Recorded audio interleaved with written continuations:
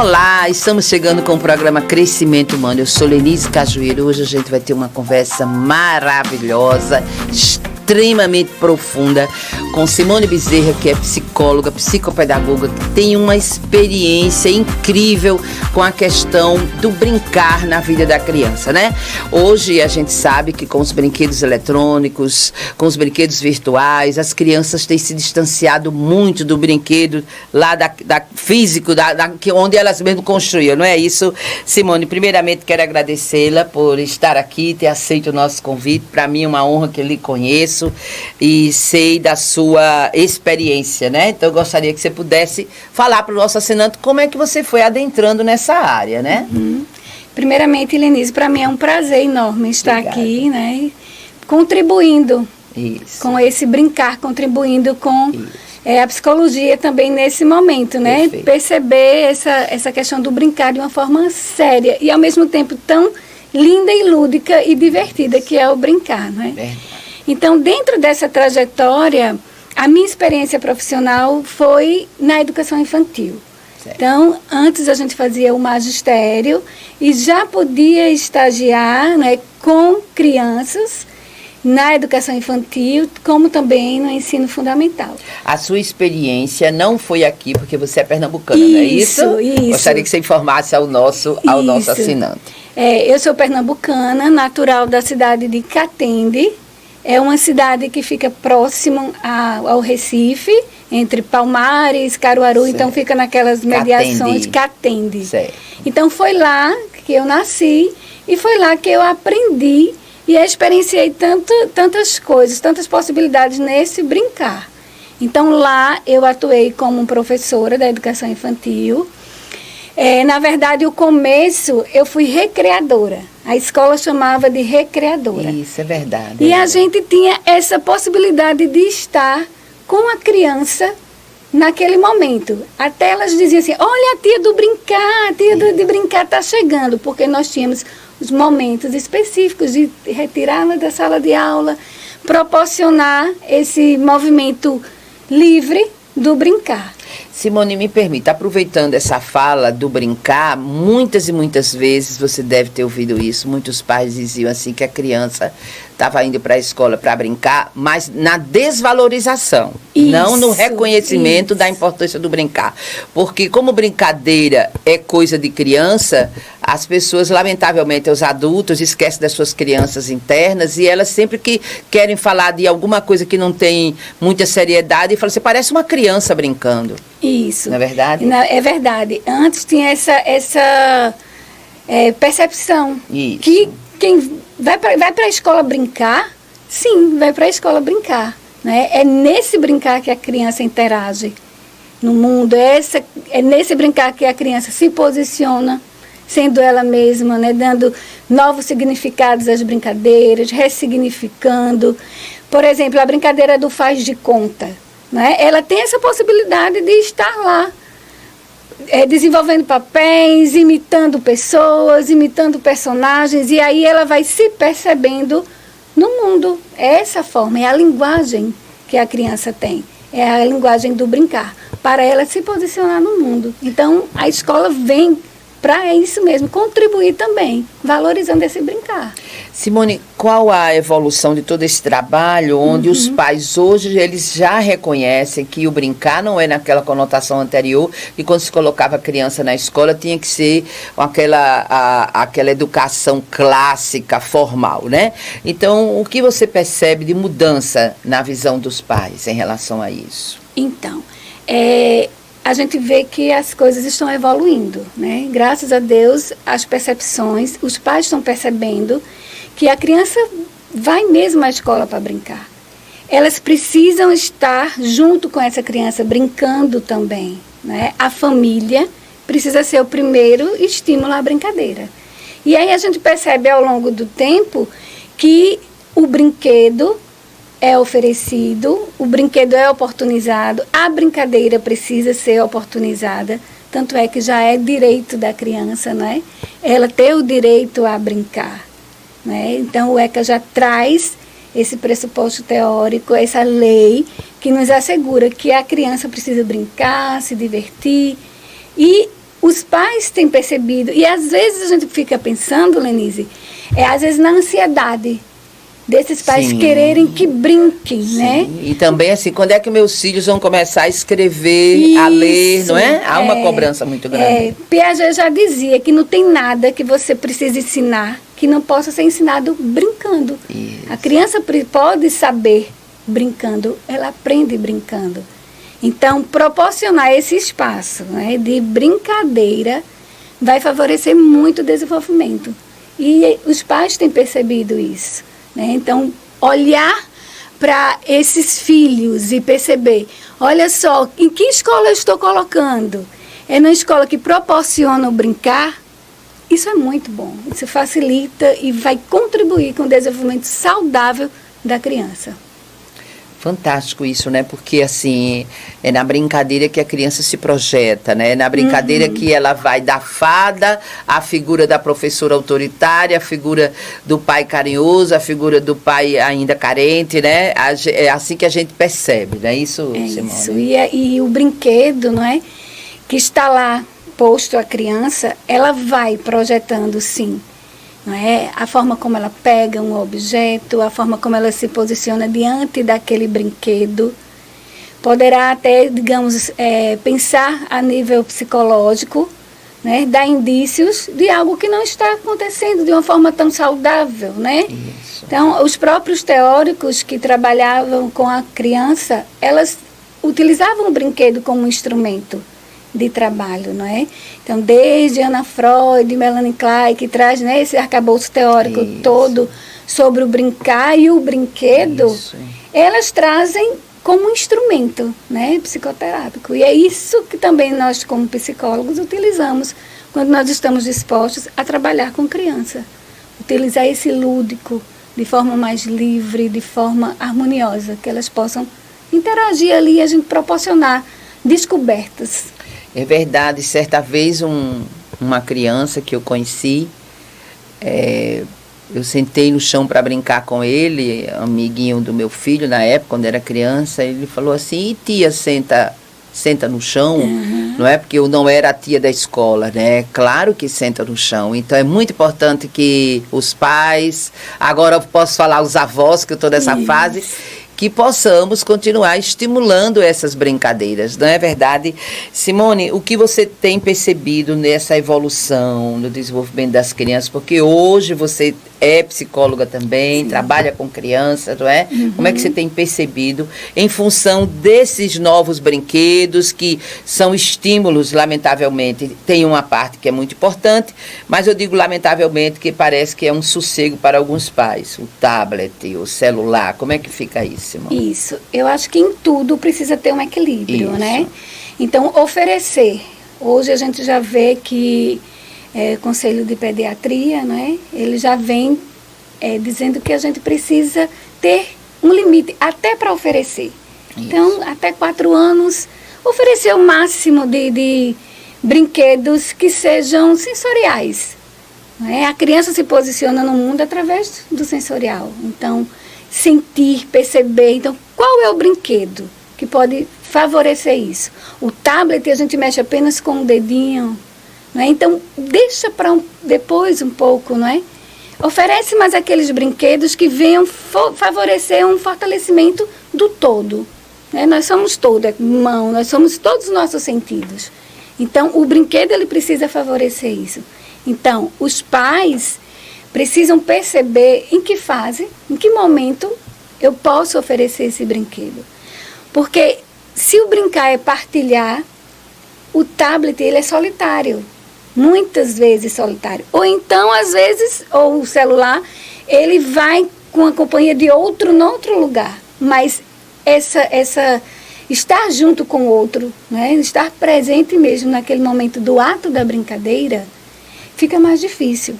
Então, é interessante que se ofereça brinquedos que eles possam manusear, que eles possam sentir, que eles possam compartilhar um com o outro. Isso. Porque vai favorecer tanto uma sociabilidade, né, dessa criança, ela precisa desenvolver, e o adulto está para ensinar. É tão interessante que o adulto ele ensina a brincar. Né? Como? Brincando junto. Então, os jogos de regras, é necessário que exista um outro que vá ajudar a ler o que é que está acontecendo, como é que o jogo funciona, por exemplo. Então, os jogos eletrônicos, eu diria que seria mais saudável deixar para depois, né? Mais brincadeiras livres. Não que não seja importante, para você estar falando das crianças brincando com outras crianças, e aí eu trago as crianças brincando com irmãos, né? Eu tenho muitos irmãos, e lembro perfeitamente meu segundo irmão ganhando da minha mãe uma caixa de mágica, então a gente ficava encantada, né? Ele fazendo aquelas mágicas, aquilo tudo. Ao mesmo tempo, uma criança que ela é filha única, né? Ela precisa ter muito mais contato com outras crianças, porque é difícil saber perder. E às vezes os pais, talvez por falta de informação, vamos considerar assim, e na brincadeira eles fazem tudo para que as crianças ganhem no jogo, não é verdade, Simone? É verdade. O que é que você fala sobre isso? Porque é sério. Nos jogos de regras, né, normalmente os adultos querem deixar que as crianças ganhem para elas não se frustrarem, não é? Mas é saudável eles também se frustrar. Né? Perder um jogo, perder uma partida de jogo, como é que eu vou me posicionar em relação a isso? Como é a minha reação? Então, ali é o local. O brincar vai favorecer isso também, porque eu perdendo aqui, eu vou saber me posicionar noutra situação na vida. E a criança saber que, por ser um jogo, sempre vai ter alguém que vai ganhar, alguém que vai perder, não é? A não ser que seja um jogo que gere essa coisa do empate. Mas, geralmente, se ganha ou se perde. E aí, os pais, por dificuldade de lidar com a frustração da criança, infelizmente, eles não reconhecem, né, o prejuízo que isso pode gerar. Isso, então, o brincar, ele vai favorecer também isso, né? Ele vai favorecer esse ganhar e perder. Qual é a minha vez, saber esperar, né? Ter a paciência. Num quebra-cabeça, por exemplo, eu preciso ter paciência de colocar as peças no lugar. Então, não vai estar tudo pronto na hora, né? É construção. E aí, essa construção, ela vai tanto trabalhar a parte cognitiva da criança, como também a parte afetiva, emocional. Então, a brincadeira tem tudo a favorecer, né, ao desenvolvimento dessa criança, como também o adulto. O adulto brinca. E é interessante que hoje a gente vê essa dinâmica do adulto para brincar. Como ele se posiciona? Vai para festas, esportes, né? Procura esportes para brincar. O adulto também brinca, né? E resgatar essa brincadeira é maravilhoso. Né? Com os netos, não é? Com os sobrinhos, outras pessoas que podem estar contribuindo com isso, né? Perfeitamente. Simone, você veio do magistério, fez psicologia, fez pós-graduação em psicopedagogia. E aí, assim, o que é que mudou em você? Todo esse contato com as outras crianças, além das suas crianças, porque você é mãe, não é? Você tem filhos, né? Sim. Foi que mudou em você, a nível pessoal? Muda muito, Lenise. A gente tem uma visão maior, né? É uma visão mais ampla do ser humano mesmo. Né? E na psicopedagogia, além de prevenir, quando a gente vai trabalhar, né, com as crianças, prevenção e dificuldade de aprendizagem, que aí a brincadeira toma esse lugar realmente, como também facilitar, né, essa aprendizagem, ou contribuir para uma melhor aprendizagem naqueles que têm dificuldade de aprendizagem. Então, é olhar para o ser humano nesse todo, vendo os seus limites, as suas potencialidades naquilo que eles já sabem, naquilo que eles podem crescer como seres humanos, né? Aquilo que eles já conseguem vivenciar. Então, fez muita diferença na minha vida, sim, né? Esse olhar macro. Imagino que sim, não é? A gente vai dar uma paradinha para o intervalo, não sai daí, continue conosco, que na volta Simone vai falar sobre os comportamentos de frustração das crianças, não somente quando elas perdem no jogo, mas as crianças que chegam com dificuldade de aprendizagem, que são altamente cobradas e exigidas pelos seus pais. Continue conosco, a gente volta já já.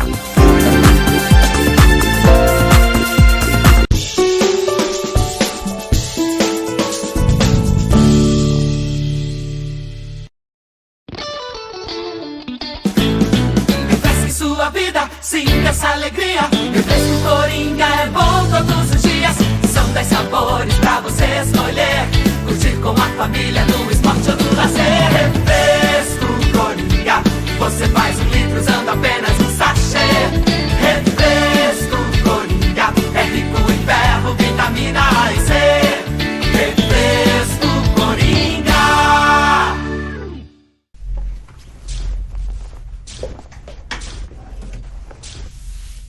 Ô, Ana, você já terminou de passar as roupas? Traz aqui pra mim.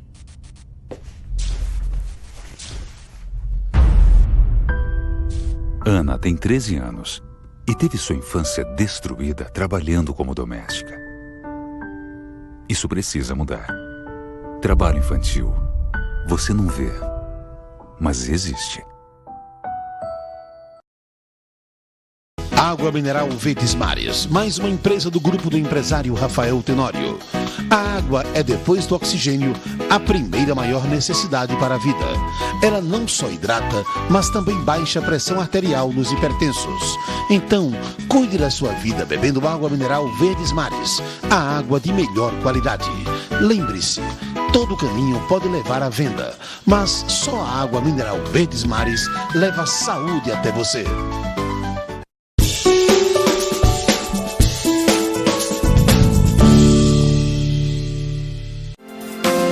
Obrigada a você pela nossa audiência, mas você que acabou de ligar a sua TV agora, eu sou Lenice Cajueiro, sou apresentadora do programa Crescimento Humano. Estou tendo a honra aqui de receber Simone Bezerra, que é psicóloga, psicopedagoga, com uma larga experiência com trabalho infantil. Deixei uma perguntinha no ar: como é que fica a frustração dos pais quando eles acham que estão terceirizando um serviço ou o papel que seria deles, e eles cobram dos profissionais, e principalmente da criança que está com dificuldade de aprendizagem. Então, Simone, pela sua experiência, como é que fica isso daí? Então, Lenise, esses pais normalmente terceirizam, né? Quer que o professor dê conta, né, daquela aprendizagem. E a aprendizagem, ela começa em casa. Sim. Né? Os pais precisam entender, né, nesse contexto, que eles estão terceirizando, mas a aprendizagem continua. Sim, né? sim. Os professores estão lá para trabalhar de uma forma multidisciplinar, trabalho cognitivo, trabalho emocional, afetivo, mas eles precisam também dar esse apoio. Não é? Não só a escola vai dar conta de tudo. Não é? O cognitivo, aquela parte mais instrumental, de conteúdo, sim, a escola precisa dar conta disso, porque nem todos os pais sabem tudo o que tem na escola, todos os conteúdos. Verdade. Não é? Hoje, muito mais cedo as crianças estão indo para a escola, então até as formas de, por exemplo, por experiência própria mesmo, professora de educação infantil.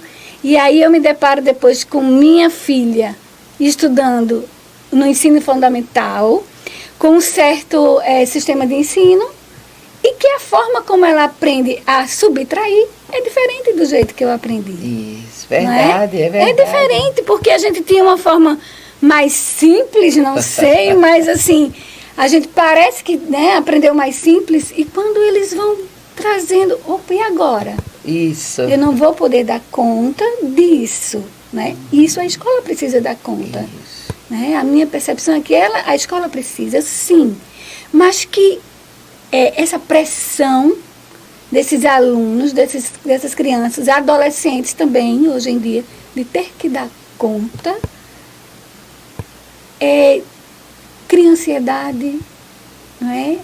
E, assim, os pais querem que eles deem conta, a escola dê conta, mas, ao mesmo tempo, tem muitas atividades envolvidas, né? Eles precisam ir para o judô, eles precisam ir para a natação, eles precisam...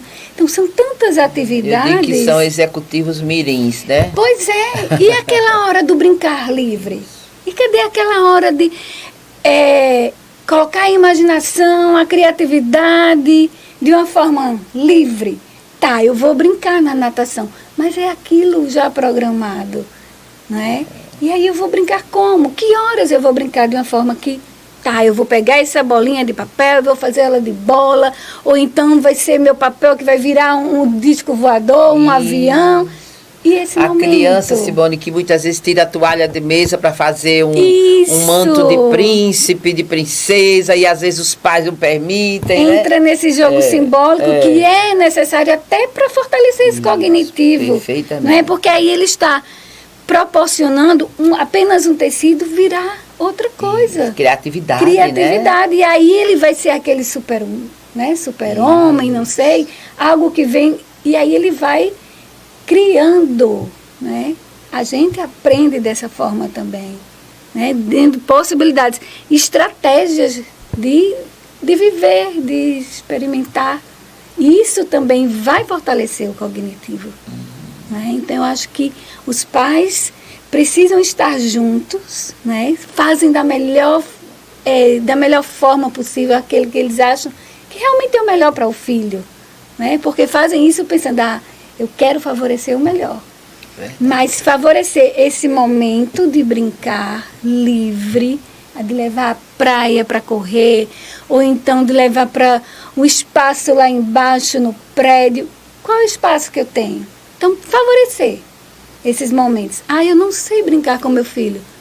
Vai junto, vai aprendendo, né? Vai tentando, experimentando. Você está trazendo uma questão tão séria, meu querido assinante, que uma coisa que eu percebo é que, às vezes, por uma questão de uma certa acomodação dos pais, ou enfim, os pais esperam que as crianças elas entrem na programação deles e eles não entram na programação delas, não é? Isso. Então chega final de semana, eles têm uma programação para adultos, mas esquece que ali tem crianças, né? E principalmente programas de TV, né? Nós temos, proporcionalmente falando, nós temos poucos programas de TV educativos voltados para as crianças, né? Que você me diz a esse respeito, Simone, você como psicopedagoga, como psicóloga que trabalha em consultório com criança, né? Como é que fica isso? A televisão, ela já está mais restrita àqueles programas que a gente compra, né? Tem aqueles programas que aí vai dos educativos menores, né? E até a própria diversão, né?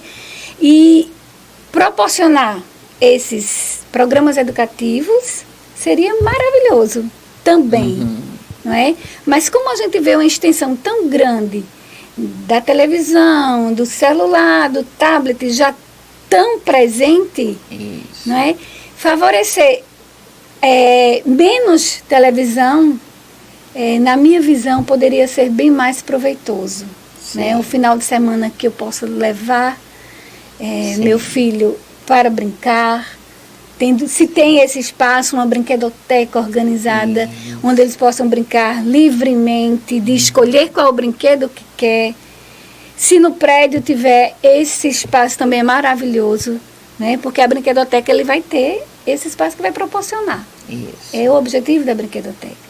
Ter esse espaço que tenha vários cantinhos, como a própria Nilce Cunha chama, né? E aí proporcionar. E deixar um pouco a televisão, né? Ou que a televisão tivesse mais programas educativos voltados, que claro que a gente deixa a criança, né, assistir. Claro. Faz parte também desse momento dela ficar quietinha, de estar lá no canto dela. Mas que também seja mais amplo, né? Principalmente eu vejo nessa contemporaneidade oferecer esse ambiente mais rico de brinquedos. E até assim, não quantidade. A criança não precisa de quantidade de brinquedos, mas brinquedos com qualidade, onde ela possa experimentar até o final o brinquedo.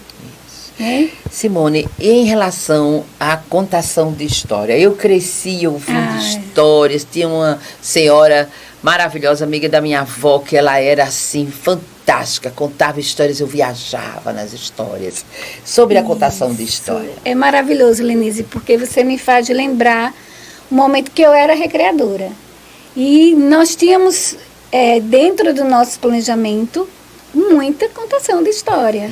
Então, tirar as crianças para debaixo de uma árvore, numa grama, e ali ler um livro para elas, ou oportunizar que elas leiam, Né? A criança pequena ela já lê em livros. E, inclusive, Simone, permitir à criança até que ela insira um novo personagem na história. Isso, que às vezes acontece isso, né? Dá uma continuidade. Parei aqui, e agora? Como ficaria essa história?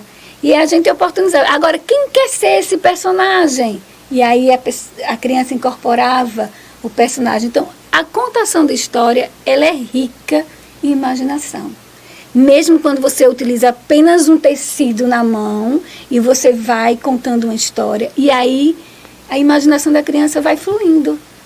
E ela vai ter a oportunidade de criar o seu próprio personagem. Então, eu acho que ainda precisa ser bem trabalhado. Bem mais trabalhado, na verdade, Simone, também acho. Isso. Proporcionar que ela crie sua própria história, que ela escreva uma história a partir de algum personagem que chamou a atenção. Então, existem várias possibilidades. É verdade. Uma outra coisa que eu imagino muito positiva é os pais e os avós poderem compartilhar com a criança das suas brincadeiras de infância. Isso. Né? O que é que ele teve, que já não existe mais. Muitas brincadeiras ainda se perpetuam, mas outras não. Então, como é que você vê isso? Um momento em família que os pais, os tios, até os avós, né? Porque às vezes as crianças veem os avós tão grandes que não imaginam que foram criança também, não é verdade? Aí quando esses avós começam a contar como brincavam, né? Mas e no seu tempo existia isso, né? Pois é, então... a minha mãe, ela tem o hábito de contar aos netos como ela brincava. Então, fantástico. Ela até conta que não podia, nesse tempo, sair para casa da vizinha para brincar. E o que é que ela fazia? Existia um buraquinho entre uma casa e outra no muro. E ela utilizava a bonequinha pelo buraquinho. Né? Um buraco assim, a panelinha para comida. Aí a amiguinha pegava, passava de volta. E ali elas conversavam e brincavam ao mesmo tempo. E ela conta hoje para os meus netos, para os netos dela, né? Isso. Para os meus filhos e para os primos. Ela canta história que botava para dormir, como é que ela botava para dormir. Cantando história de Antonino, eram umas cantigas de niná compridas que eram história. Então, hoje até eles dizem, vai vó, canta aquela música. Então, assim, os avós têm muito que contar, né? Tem muitas histórias para contar de como brincavam e até para eles perceberem que é diferente, mas que podem estar juntos, principalmente, né? Esse momento tem sido muito importante dessa convivência, né? Intergeracional, Sim. né? De bisnetos com bisavós, de netos, né? Isso é muito importante mesmo, né? Muito importante, porque são gerações completamente diferentes, né? No mundo, né, hoje.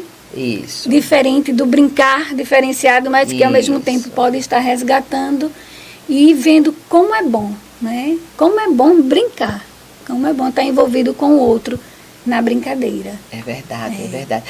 Simone, antes mesmo da gente concluir, gostaria que você pudesse falar também sobre a importância quando os pais às vezes ficam apavorados, principalmente as mães, as mulheres, né, quando vê suas filhas pequenininhas brincando com o seu sapato alto, com a sua roupa. Meu Deus, vai quebrar o salto do meu sapato. Quando na verdade isso aí a gente sabe que tem uma importância muito grande, né, Simone? Isso, diz que o brincar é uma imitação da realidade. Exatamente. Né? Então, que é um processo natural, né? Na vida da criança. É verdade. Elas, quando imitam, né? Tanto a figura masculina quanto a figura feminina, aqueles que eles têm de referencial. Isso. Então, nessa fase de desenvolvimento, onde elas imitam, e aí coloca o pé no sapato do pai, ou coloca no salto da mãe. Veste o terno do pai que bate no chão ali, de tão pequenininho que ele é, né? Então, e aí eles vão experimentando o que é viver. O que é que o adulto vivencia? Né? Como vivencia? Então, é nessa brincadeira que eles vão se constituindo. Perfeito. Não é de outra forma. A brincadeira não é só o objeto brinquedo, Isso. utensílio ali na frente da criança, mas é justamente na relação, né? Na relação. Nessa relação de dualidade entre mãe e filho. Não é? Essa tríade que constitui esse ser, né? Desse pai e mãe, daquele que assume a função paterna ou materna. Isso. Então, eles ali, é o primeiro referencial. O ambiente familiar, que vai proporcionar esse brincar. Então, na imitação, eles vão se constituindo, né? Da forma como eles pegam, eles manejam esse objeto. O próprio corpo, ele é um brinquedo, com a forma como manipula as mãozinhas, o bebê já se descobrindo, não é? Ou suga o dedo, pega o pezinho e já coloca na boca. Então, tudo isso são formas de descoberta. Perfeito. O mobile lá penduradinho, então a visão, por isso que nós somos muito sensoriais, né? Perfeito. Nós somos tão sensoriais que em 1993 eu participei de um workshop da cura da criança ferida em Salvador, e depois desse workshop, que foi muito profundo, eu comecei a lembrar, sentir o cheiro da comida de uma senhora que trabalhou muitos anos na casa dos meus pais, né? Eu era criança e eu comecei a sentir o cheiro da comidinha dela. Então é isso, está tudo registrado entre nós. Olha, a conversa está maravilhosa, tem muita coisa para Simone falar, então o convite fica aqui para que você possa voltar, Simone.